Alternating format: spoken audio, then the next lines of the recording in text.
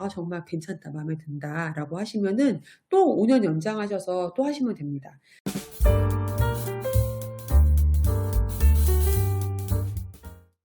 네. 출판사랑 계약하면 저작권이 출판사로 넘어가냐? 저작권이 넘어가는 건 아니고요. 저작권 중에 출판권을 출판사에 빌려주는 개념이라고 보시면 돼요. 출판 계약 중에 인세로 계약하시는 경우에는 정가의 몇 퍼센트를 내가 책이 한 권 팔릴 때마다 받는다 이런 개념인 건데요.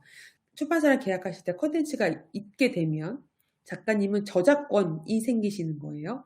출판사랑 계약할 때 저작권 중에서 출판권을 출판사한테 빌려주는 거예요.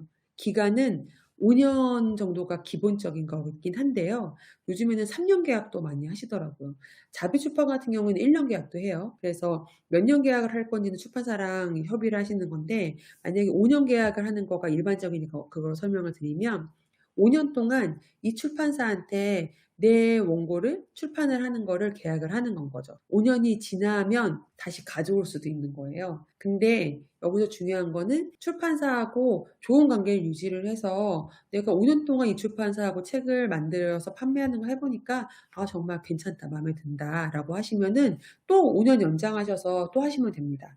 근데 5 년을 계약을 했는데 하는 거 보니까 '아 쪼끔 아쉽다. 내가 또 다른 출판사하고는 한번 책을 내보고 싶다. 여기서는 출판권을 회수하고 싶다.'라고 생각을 하시면 이 계약이 만료되기 전에 미리 얘기를 하셔야 돼요. 계약서에 "출판권 만료 얼마 전까지 통보를 해야 한다. 그거를 그때까지 하지 않으면 자동 연장된다."라는 문구가 있습니다. 스케줄표에다가 알람으로 맞춰 놓으세요. 그래서 '아 이때까지 내가 이거를 답을 주지 않으면 다시 또 5년 연장이 되는구나.' 인제 이렇게 이해를 하시면 될 것 같고요. 출판 쪽에 구두가 되셨던 담당자한테 말씀을 하셔서 "더 이상 하고 싶지 않다." 말씀을 하시면 출판권을 회수하실 수 있습니다. 단 출판권을 회수하시고 나서 새로운 출판사를 찾으시는 거는 또 다시 찾아야 된다는 건 거죠. 그래서 판단을 잘 하셔야 돼요.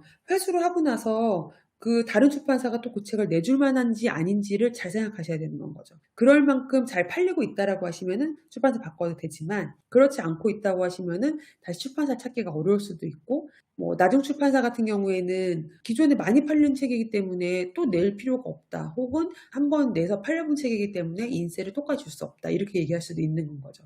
그러니까 모든 거를 다 고려하셔서 작가님께서 출판권을 연장하실 건지 그거를 가늠해 보실 필요가 있을 것 같아요. 그리고 저작권을 아예 넘기는 경우도 있기는 합니다. 그게 이제 매절이라고 해서, 매절에 대해서 기사 찾아보시면 여러 가지가 나오긴 할 건데요. 저는 네 매절이라는 그거 자체가 그렇게 나쁜 개념은 아니라고 생각해요. 왜냐하면 책이 안 팔릴 것 같은 책이 있잖아요. 그런 것 같은 경우에는 오히려 매절 단가를 좀 세게 매겨서 그 저자나 이런 분들한테 좀 더 그 콘텐츠에 대한 비용을 더 보전해 주는 의미도 있는 거거든요.